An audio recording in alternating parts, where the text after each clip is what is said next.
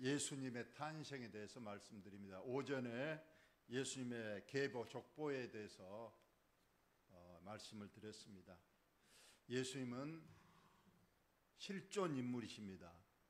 어떤 전설이나 허구 그런 인물이 분명히 아니고 역사 속에 그리고 그 계보 속에 분명히 나타난 하늘에서 오신 하나님의 아들이셨고 우리를 구원하시기 위한 그리스도 메시아이셨음이 증명이 됐습니다. 우리가 성육신 하나님이 어떻게 인간이 될 수 있는가? 창조주 하나님께서 그것은 하나님의 사랑의 표현입니다.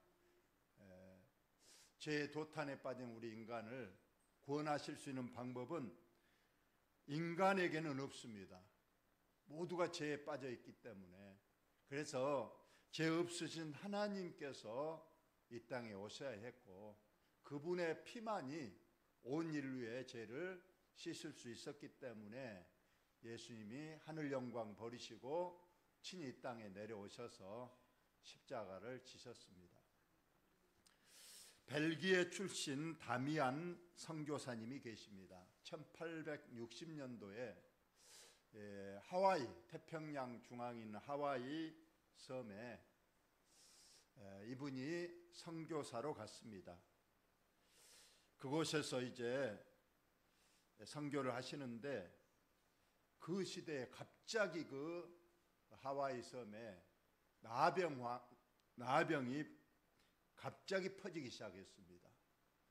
그래서 미국 정부에서는 하와이 섬 옆에 조그만한 몰카이도라는 섬에 이제 나병 환자들을 강제 수용을 시켰어요. 마치 우리나라 소록도와 같이 격리 수용을 이 몰카이도 섬에 시켰던 겁니다. 그곳에는 아무도 가지 않았는데 이 다미안 선교사님이 자원해서 그 몰카이도 섬에 가서 나병 환자들을 이제 섬기면서 복음을 전했습니다. 그런데 이 나병 환자들은 마음이 굳게 닫혀 있었어요. 당신은 우리와 다르지 않습니까? 당신은 건강하니까 우리의 형편과 처지를 모릅니다 하면서 거부하고 복음을 받아들이지 않았어요. 다미안 선교사님 하나님 앞에 기도했어요.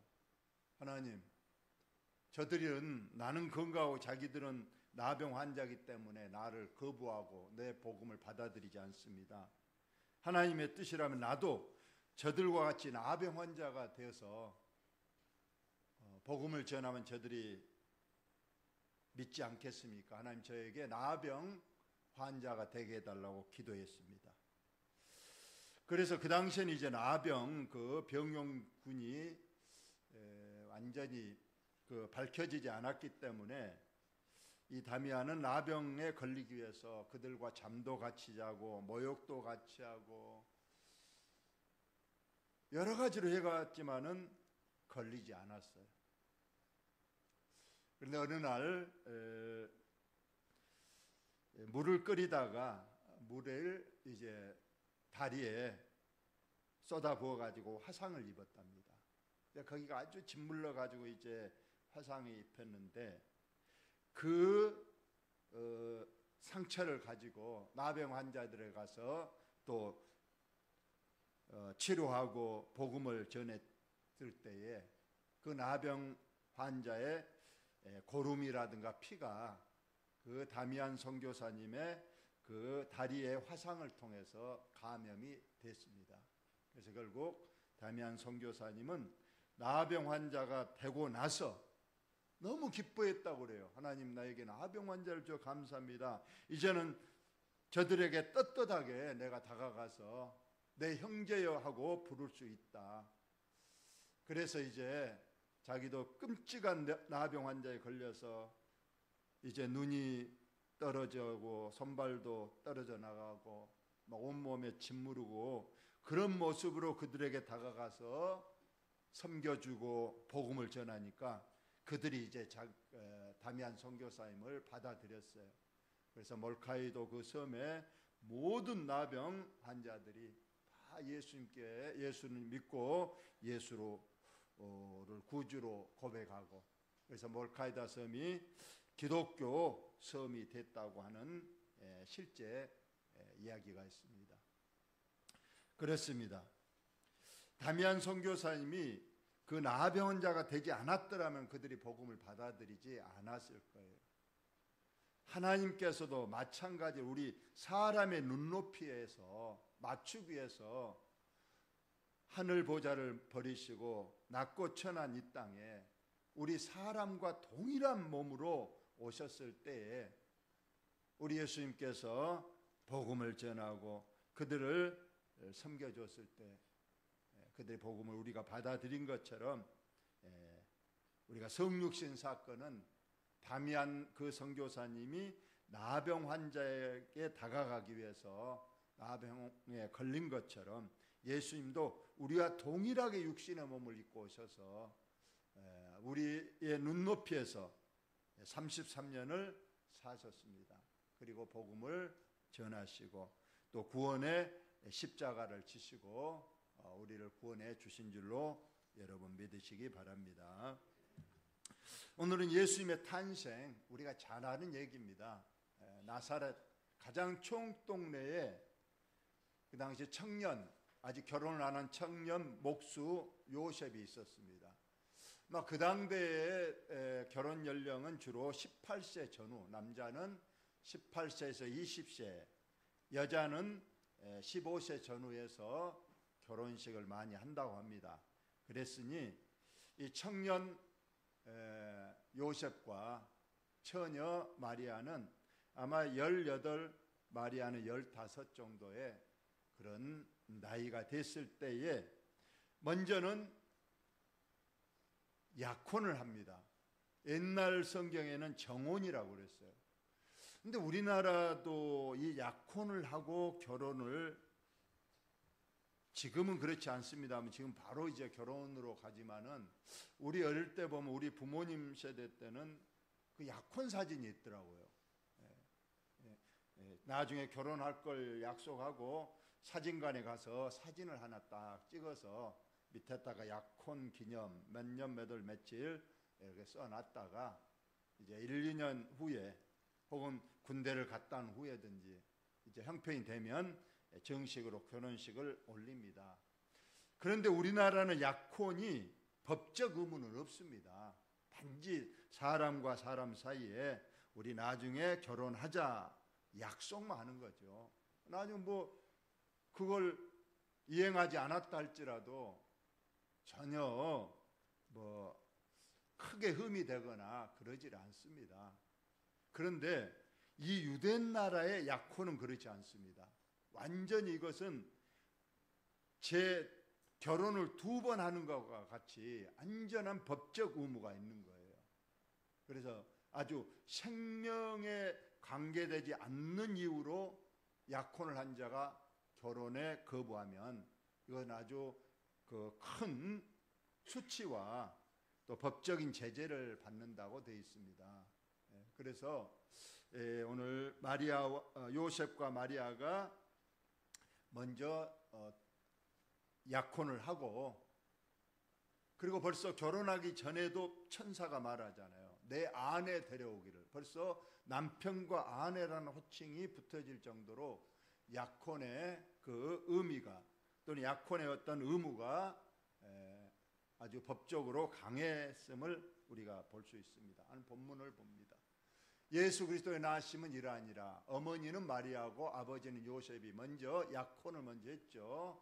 그리고 결혼하기 전까지는 반드시 동거를 하면 안 됩니다. 만나서도 안 된다고 그래요. 그러다가 이제 나중에 혼인식을 하고 나서 이제 동거하고 또 자녀를 낳습니다. 그러니까 지금 약혼만 하고 결혼식 그 중간에 갑자기 마리아가 임신을 했다 그 말이죠. 성령으로 잉태가 됐다. 그래서 나타났다는 것은 벌써 배가 불러왔다는 것입니다. 이러한 사실을 남편 될 요셉은 모르고 있죠. 이제 내일 모레 곧 이제 결혼식 날이 되면 아내를 데려다가 정식으로 이제 결혼식을 하고 첫날 밤을 치르고 또 이제 그 후에 이제 자녀를 우리가 낳을 그런 계획을 세우는데, 어느 날 얘기를 들어보니까 자기 약혼녀 마리아가 임신을 했다는 소식을 들었다는 겁니다. 자, 오늘 남편 요셉은 어떤 사람이라고요? 의로운 사람. 여기서 의롭다는 것은 이건 우리가 말하는 뭐 정의감에 불타고 그런 의로움을 말한 게 아닙니다. 구약 성경에 율법에 최선을 다하는, 열심을 하는, 율법에 순종하는 그런 행위를 의롭다는 거예요. 그러면 여기서 요셉이 의로우려면 율법에 충실해야 됩니다. 그런데 만약 자기의 약혼녀가 어떤 아직 동거하기도 전에 임신을 했다, 이건 벌써 불륜을 저질렀다는 것이 증명되고, 그러면 이것은 분명히 레위기서에 신명기서에 보면 반드시 그 임신한 여자하고 그 상간한 남자를 찾아내서 둘이를 돌로 쳐 죽이는 것이 율법의 계명이고, 그걸 시행해야 그것이 의롭다. 하나님 말씀대로 그대로 순종하는 것이 의로운 것이 되는 겁니다. 그러니까 실상은 요셉은 어떤 성경적 구약적 계명의 의로운 자가 되려면 반드시 이 일을 드러내야 돼요. 이제 마을에 회당장 혹은 촌장에 가서 내가 약혼만 있지 아직 그 여자를 만나지도 않았는데 임신을 했다, 촌장님이 좀 그것을 확인해 달라. 그러면 촌장님이 가서 그 처녀 마리아를 만나보고 정말로 배가 불러서 임신했는가 알아보고, 그래서 확인되면 추궁해서 누구냐 남자가, 이렇게 해서 이제 그 남자를 찾아내고 남녀를 마을 광장에 모이고 모든 주민들 나오라고 해서 돌을 들고 이제 하나님의 계명 선포를 하고 돌로 쳐 죽여야 됩니다. 이것이 율법에 기록된 것이고 하나님의 계명이고 법입니다. 그런데 오늘 요셉은 그렇게 하지 않았는데도 하나님께서 성경은 의로운 자라고 말하는 겁니다. 이것이 바로 구약의 의로움과 신약의 의로움이 다르다는 것을 말하고 있어요. 구약에는 율법에 충실한 것이 의로움이고, 구약의 의로운 자가 요셉이 되려면 아내 될 마리아를 고발하고 그를 돌로 죽임을 당해서 모든 사람에게 본보기가 되는 것이지만, 예수님은 나중에 산상수훈에서 말씀하시기를 바로 의로움은, 그리고 팔복에서 분명히 말했습니다. 긍휼을 여기는 자는 궁예랍을 받을 것이라. 그리고 너희의 의가 바리새인과 서기관 의보다 더하지 않으면 천국에 들어갈 수 없다. 즉 서기관과 바리새인들의 의는 구약의 율법에 충실한 것이에요. 그래서 무조건 정죄하는 거고 죽이는 것이고 심판하는 것입니다. 그러나 예수님께서는 그 의로움보다 더 차원 높은 의를 말씀하셨습니다. 바로 그 의로움은 사랑이죠.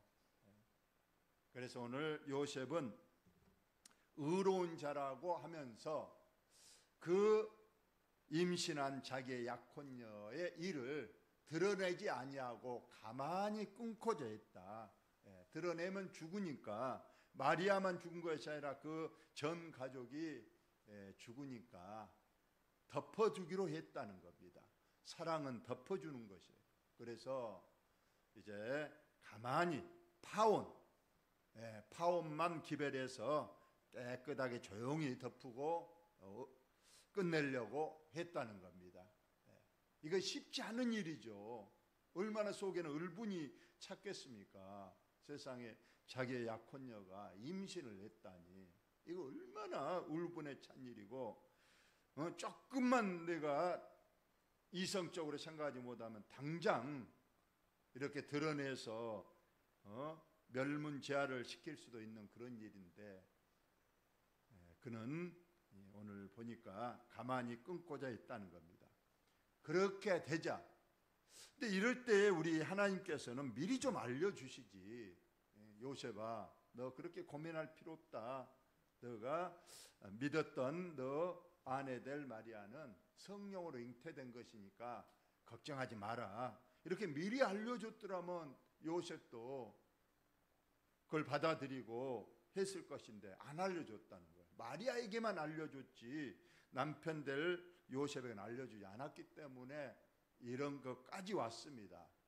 그러나 요셉은 방금 말한 대로 의롭게 사랑으로 덮고 모든 일을 조용히 끝내려고 했을 때에 하나님께서는 그 믿음을 보셨고 천사를 보냈습니다. 그리고 꿈속에 나타나서 다윗의 자손 요셉아, 내 아내 마리아 데려오기를 무서워하지 말라. 그에게 잉태된 자는 성령을 된 것이라. 그때서야 이제 하나님께서 천사를 보내서 이제 모든 자초지종을 남편 될 요셉에게 알려줬던 겁니다. 여러분, 때로는 우리가 갑갑할 때가 있잖아요. 하나님께서 좀 확실하게 보여주고 알려주고, 우리 하나님 내 질병 좀 고쳐주십시오 하면 하나님께서 그냥 야 걱정 마라, 내가 몇 년 몇월 며칠 날부로 너 병 확실히 고쳐줄게, 이렇게 하면 좋은데 우리 하나님 그런 방법을 안 쓰잖아요. 나는 그럴 때 어쩌면 우리 하나님께서 나가 어떻게 하는가 보려고 믿음의 시험을 한 것인가, 그런 경우도 있어요. 나중에 우리가 고쳐주고 나서야 우리가 또 하나님의 은혜를 깨달을 때도 있지만은, 오늘 요셉에게도 하나님께서 나중에 이렇게 알려줘서 이제 요셉이 아내를 데려왔습니다. 그리고 아들을 낳을 것인데, 아들 낳으면 이름을 누구라 하라고요? 예수라 하라.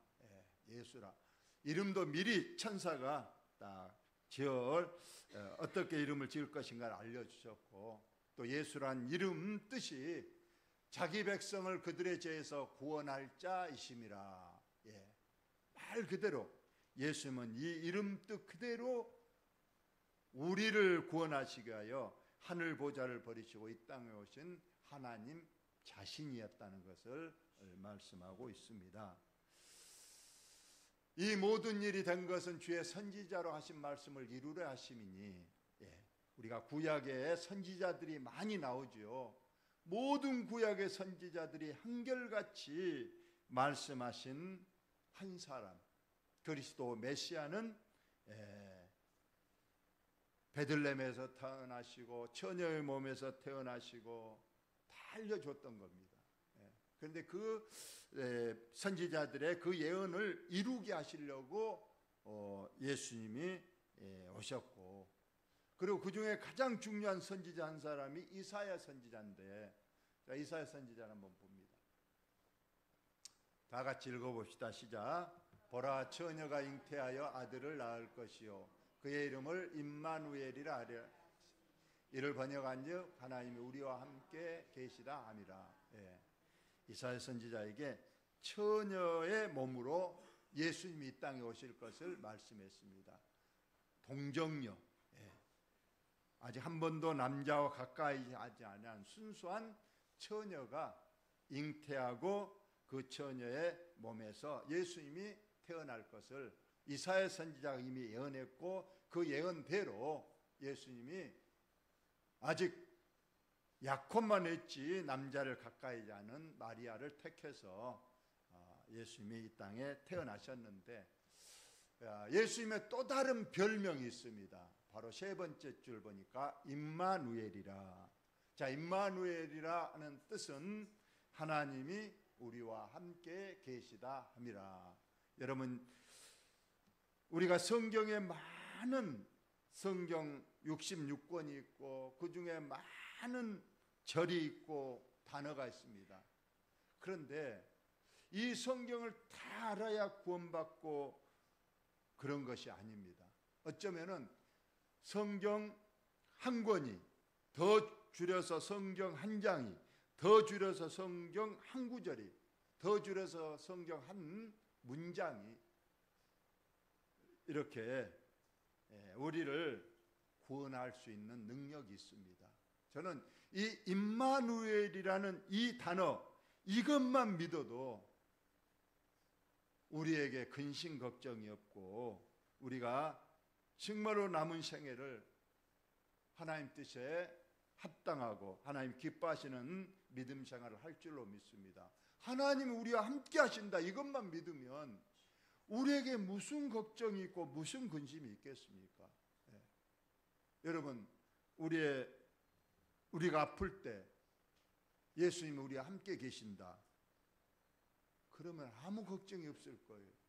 우리의 자녀손들이 아무리 어려운 일을 당하고 또 우리가 경제적으로 물질적으로 또 여러 가지로 어려움을 당해도 우리 주님이 지금 나와 함께 계시고 나의 모든 걸 알고 계시고 내 곁에서 지금 지켜보고 계신다, 이것만 확실히 믿어지면 나의 마음속에서 근심 걱정이 다 사라질 거예요. 하나님이, 전능하신 하나님이 알고 계시고 내 옆에 계시고 나에게 도와주시려고 하시는데 내가 무슨 걱정이 있겠느냐, 이러한 말씀입니다. 여러분, 성경을 많이 알고 기도를 많이 하고 또 많은 헌신적인 믿음 생활하는 것도 중요하지만은 성경 한 단어만 확실히 믿어도 여러분 이 믿음이 큰 그러한 역사를 이룰 줄로 여러분 믿으시기 바랍니다. 오늘 다 잊어버려도 임마누엘, 이것만 확실히 믿으면 하나님이 나와 함께 하신다, 이것만 굳게 믿어도 나의 모든 걱정하는 것, 근심하는 것, 장래 미래의 불안, 두려움, 우리나라의 일도 우리 하나님께서 우리나라를 함께 하신다, 이것만 우리가 믿고 기도하면 우리 하나님께서 앞으로의 모든 일들이 착착착 평화롭게 안전하게 또 질서 있게 잘 해결되고 또 필요하시다면 좋은 분을 우리 하나님께서 또 세워주셔서 이 나라가 영원 무궁토록 축복받는 선지국가 복지국가 되어서 하나님께 영광을 꼭 돌릴 줄로 믿습니다. 이러한 임마누엘의 축복이 올 한 해 얼마 남지 않았지만은 저와 여러분의 가정에, 여러분의 자녀들에게, 우리 교회에 함께 하시기를 예수님의 이름으로 축원을 드립니다. 하나님, 우리 아버지 오늘 또 감사합니다. 성탄절이 10여일 남아